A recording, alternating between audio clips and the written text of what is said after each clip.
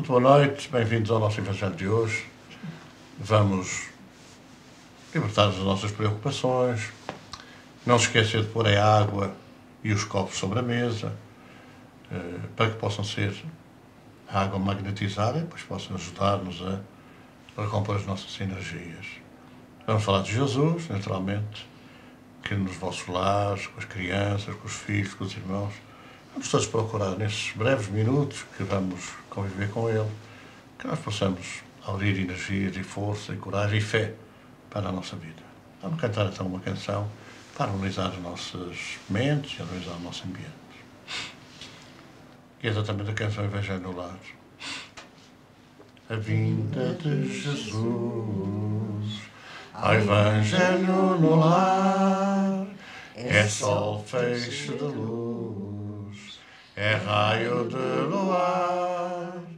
Cantem ao amor, mãos em oração, paz que acalma a dor, paz que acalma a dor, todos sentirão, sentados à mesa deste nosso lar, como chama acesa, vamos irradiar pensamento em Deus, que conosco está. Se tivermos fé, tudo mudará. A vinda de Jesus, ao Evangelho no lar, é sol, feixe de luz, é raio de luar. Cantem ao amor, mãos em oração, paz que acalma a dor, paz que acalma a dor, todos sentirão. Lê com atenção a nova que ficou, peregrinação que o Rabi deixou. E a nobre Maria, mãe de muitas dores, ser-te-á luzeiro, vais para onde fores. A vinda de Jesus, ao Evangelho no lar, é sol, feixe de luz, é raio de luar. Cantem ao amor, mãos em oração, paz que acalma a dor, paz que acalma a dor, todos sentirão.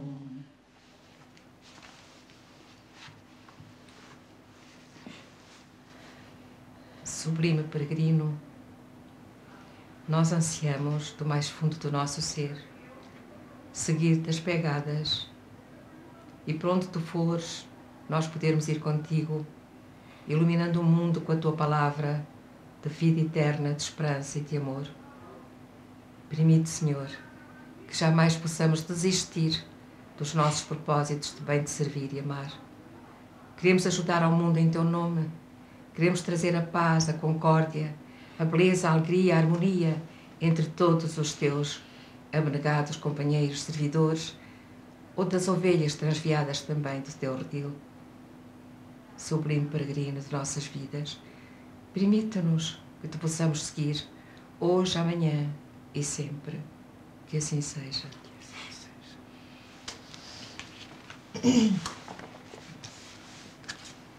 Evangelho segundo o Espiritismo, capítulo 1,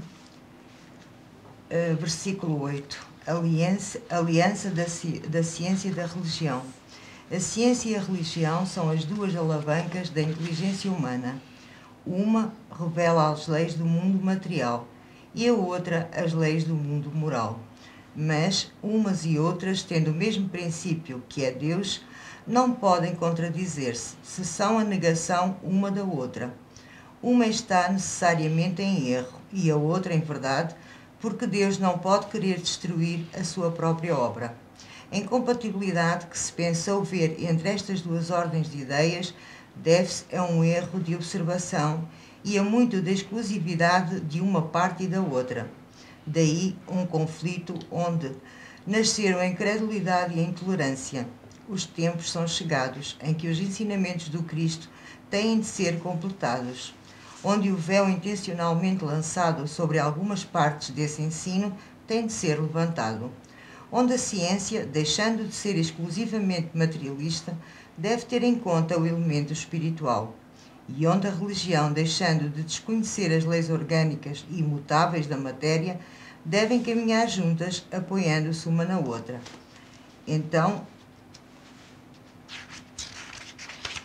a religião, não receando mais nenhum desmentido da ciência, adquirirá uma força inabalável, porque estará de acordo com a razão e não se poderá mais opor-lhe a irresistível lógica dos factos.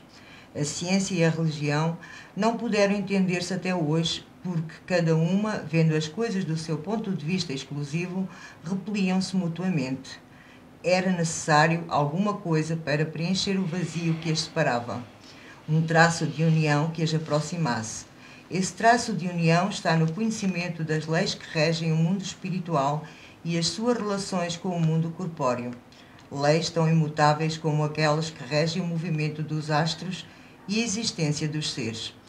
Dessas relações, uma vez provadas pela experiência, fez-se nova luz. A fé dirigiu-se à razão. A razão não encontrou nada de ilógico na fé, e o materialismo foi vencido. Mas nisso, como em tudo, há pessoas que ficam para trás, até que sejam levadas pelo movimento geral que as esmaga, se quiserem resistir em vez de o acompanharem. É toda uma revolução moral que se opera neste momento, sob a ação dos espíritos. Depois de elaborada durante mais de 18 séculos, ela atinge sua plena realização e vai marcar uma nova era na humanidade. As consequências dessa revolução são fáceis de prever.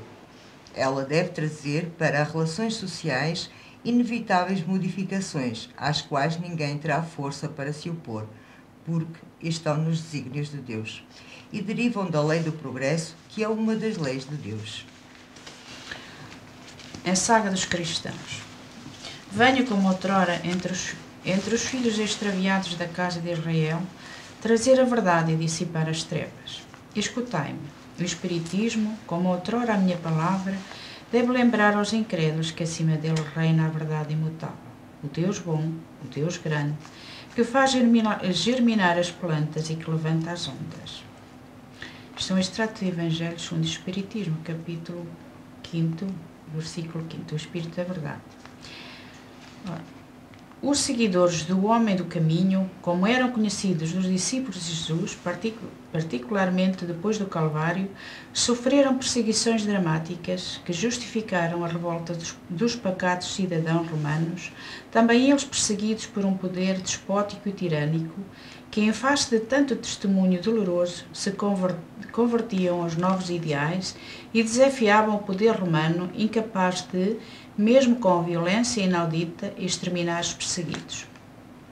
Não vejo outras razões mais convincentes para a renúncia às perseguições encetada por Constantino, senão a sua incapacidade para destruir esse ideal incomensurável, senão juntar-se aos inimigos, decretando o fim desse calvário, pois que facilmente poderia dominar essa gente humilde, integrando-a na sua grande organização religiosa e fazendo adormecer seus ideais. Jesus, o grande governador, sabia que isso iria acontecer e daí ter prometido que voltaria de uma outra forma, pois que esse ato de oficializar a religião cristã como religião oficial de Roma iria conduzir à deturpação desses ideais que trazia e que, tarde ou cedo, teria de voltar para repor a verdade. Essa deturpação conduziu a um sectarismo doentio e trágico, exatamente quando o imperador impôs a eleição de um Deus visível que pudesse ser transformado em imagem de adoração, para que os romanos, habituados a ter deuses e estátuas, não estranhassem a mudança, o que acabou por criar um único Deus verdadeiro, o eleito Jesus, e relegar para a condição de falsos todos aqueles que, sendo seus enviados para as diversas culturas, eram adorados pelos seus povos. Terá sido por isso que Jesus falou noutro Consolador, o Espírito da Verdade, que lembraria tudo quanto nos legara e esclareceria todas as coisas. Nesta mensagem é clara a sua posição, pois, vindo como outrora, teria de ser o mesmo governador, o governador do mundo terra, que progressivamente irá ser aceite por todos os povos, por todas as raças, por todas as religiões, pois que Ele é a caridade, Ele é o amor, Ele é Jesus. Sigamo-o nas horas mais difíceis, Ele estará caminhando ao nosso lado. Um extrato do livro A Caminho da Luz. Caminhando com Jesus. É o livro. Caminhando com Jesus. Nós temos vindo neste primeiro capítulo do Evangelho segundo o Espiritismo a falar de coisas importantes. Recordam? Começamos por falar por Cristo, que é, sem dúvida nenhuma, quem trouxe a sua boa nova, quem trouxe a boa notícia do reino e quem trouxe, ao fim e ao cabo, aquilo que foi depois traduzido em grego como Evangelho. Portanto, ele é a figura central de toda a boa nova. Depois falamos de Moisés, não é? Moisés, que foi o protagonista da segunda revelação. Poderíamos dizer assim, não, primeiro é Moisés, depois é o Cristo. Não, primeiro é o Cristo que veio revelar. E agora vamos retomar essa verdade histórica que foi Moisés, que veio de facto trazendo o decálogo do Monte Sinai, que veio realmente revelar aquilo que depois nós sabemos não foi cumprido, não foi seguido, foi deturpado também, e que motivou então a viagem de Jesus à Terra em corpo físico. E depois falamos do Espiritismo, a terceira revelação. E essa revelação vem agora dar-nos, ou completar de alguma forma, esta trilogia, ou esta Santíssima Trindade, vamos falar assim, e que realmente se encaixam uma nas outras. O Espiritismo vai revelar, como Jesus anunciou, tudo aquilo que não foi entendido, sem deixar-se nunca de recordar os seus ensinamentos. Esta mensagem que nós vimos aqui do livro Caminhando com Jesus começa por, exatamente, uma mensagem do Espírito de Verdade, não é? O enxerto de uma mensagem do Espírito de Verdade, e que revela realmente quem é o Espírito da Verdade. Muita gente duvida de quem seja, muita gente pensa que não é o mesmo Cristo, não é o mesmo governador que veio. Não é necessariamente Jesus, porque Jesus, o nome em si, foi um nome carnal, foi um nome que ele teve passando pela terra, mas a entidade é a mesma. E aqui está bem claro, ao dizer Jesus que venho como outrora aos filhos da casa de Israel, não oferece qualquer dúvida. Para nós, os cristãos, não temos que ter nenhuma dúvida sobre ele, o Espírito da Verdade. É ele, o Espírito da Verdade. É curioso que nós dizemos, se repararem, o Espírito da Verdade. A história contada por Kardec, quando ele começa nas suas pesquisas, nas suas investigações, a certa altura, o Espírito que se identifica ao professor Rivail, ainda naquela altura, é exatamente a verdade. Eu sou a verdade. E por isso nós vamos chamando a atenção para que é o Espírito da Verdade e não o Espírito de Verdade. Até porque o Espírito de Verdade pode ser interpretado de outra maneira. É um Espírito de Verdade, é um Espírito a sério. Não, é o Espírito da Verdade. E é essa afirmação que nós precisamos ter muito presente para compreendermos depois porque é que vem toda esta continuidade de mensagens, de instruções dos Espíritos, para que o Evangelho, a Boa Nova de Jesus, se tornem racionais, se tornem claras, se tornem evidentes. E nós vamos fazer uma sequência lógica, vamos uma ação de continuidade de estudo, de continuidade de abordagem dos ensinamentos de Jesus de uma forma racional, para não ficarmos naquela dúvida de se calhar é, se calhar não é, pode ser que seja assim ou assado. Não há interpretações, porque aquilo que Jesus contou, aquilo que Jesus trouxe, não tem várias interpretações segundo as conveniências, que ao longo dos séculos, convenhamos, nós próprios, neste ciclo contínuo de reencarnações, viemos a deturpar, viemos a alterar, viemos de alguma forma a modificar ao sabor das nossas conveniências e também tendo em atenção os diversos preconceitos. Então é bom que nós pensemos bem o que é que o Evangelho nos deve dizer. O que é fundamental Não é tanto saber qual é a pergunta 347 do Livro dos Espíritos, ou qual é a pergunta não sei quanto, do capítulo não sei quanto, do livro tal. O que importa é o conteúdo. O conteúdo, agora desenvolvido, em termos de esclarecimento, à luz daquilo que os Espíritos trouxeram. A filosofia da vida, que é o Livro dos Espíritos. A ciência da vida, que é o Livro dos Médiuns, interpretando vertentes fundamentais como sendo, quer a comunicação dos Espíritos, que profusamente o Evangelho nos revela, porque Jesus falava com os espíritos bons, e falava com os espíritos maus, e falava com os espíritos de luz, e falava com os espíritos ignorantes, mas também da grande abertura que ele deu à compreensão das coisas, mas que nós não tínhamos ouvidos de ouvir, nem olhos de ver, e muitas vezes, vendo e ouvindo, nós não entendíamos. Essa realidade que é a lei de causa e efeito, que é a continuidade das razões, que a ciência hoje diz com clareza, não há nenhum efeito sem uma causa. E nós precisamos entender porque é que as coisas, as diferenciações entre os seres humanos, à nascença, não podem ficar entregues ao acaso, porque é a própria ciência que diz que tem que ter uma causa. E essa causa, Jesus abriu as portas quando revelou que temos que nascer de novo pela água e pelo Espírito. Porque o que é nascido da carne é carne, e o que é nascido do Espírito é Espírito, abrindo a perspectiva da reencarnação, que é a única justificação plausível para a diferenciação de dores, de sofrimento, de situações sociais e culturais que nós vemos na Terra hoje. E é nessa compreensão, na compreensão das coisas, no conhecimento da verdade, que nós nos poderemos libertar. Fora disso, nós não conseguiremos libertar das nossas imperfeições. Não encontraremos força moral, força interior, para dizer sim, sim, não, não. Para dizer sim àquilo que é bom para nós e naturalmente será bom para todos, e dizer não àquilo que não nos serve, que não é bom para nós e que seguramente também não será bom para aqueles com quem a gente convive. É nesta reflexão sobre a Boa Nova de Jesus que nós temos que nos deter nas reuniões em família. O Evangelho no lar não é mais do que, não é ler o livro ou ler outras passagens, não é mais do que trazer ao lar os conceitos que Jesus deixou para a nossa conduta, para o nosso comportamento, para a vida que devemos ter primeiro uns com os outros em casa, depois uns com os outros na vizinhança, no trabalho, no emprego e depois todos com todos nesta humanidade a que pertencemos e que Jesus governa. É esta a reflexão que nós devemos fazer, talvez desenvolvida, de acordo com a forma como nós fomos conhecendo mais verdade sobre verdade. É esta a preocupação do Evangelho no lar, cientes de que tanta gente não conhece Jesus, tanta gente nunca ouviu falar dos seus conselhos, das suas orientações, mas principalmente da esperança que ele deixou para todos, num mundo mais feliz, num mundo melhor, ao anunciar que ia preparar-nos o lugar no seu reino. Quer fazer algum comentário, Julieta? Que posso eu comentar depois do coronel ter falado como falou? Impossível. Tudo está correto e está certo, enquadrado, portanto, no Evangelho e na grande mensagem libertadora e, sobretudo, consoladora de Jesus.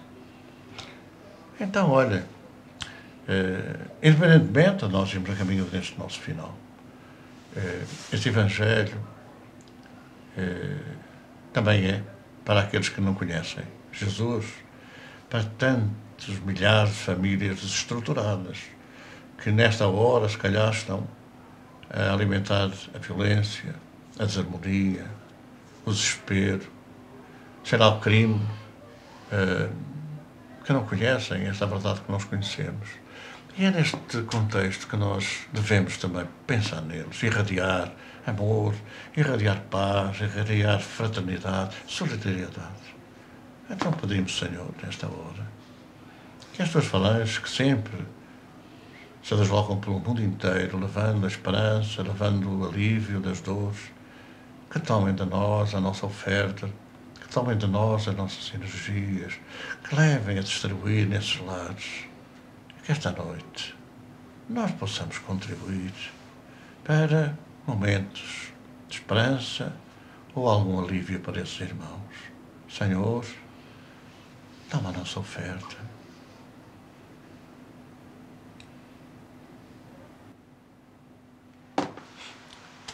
Vamos cantar então uma canção que é exatamente Falamos de Jesus, vamos falar de Maria, a mãe de Jesus. Lindo, teu rosto me cativou, tão lindo, lindo, teu manto de azul do céu, tão lindo, esperança no mundo novo mesmo a chegar, esperança para o pecador que vai voltar. És paz, és luz, és amor, Mãe de Jesus. És paz, és luz, és amor, Mãe de Jesus. Bela, a mais bela flor dos meus encantos, bela, és a melodia dos meus cantos, Maria, santifico só e não sou nada, Maria, és a aurora, minha madrugada, és paz, és luz, és amor, Mãe de Jesus. És paz, és luz, és amor, Mãe de Jesus.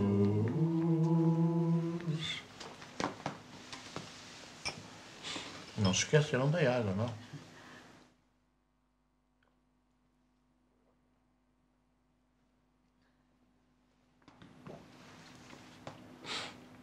Chegamos ao final do nosso Evangelho de hoje.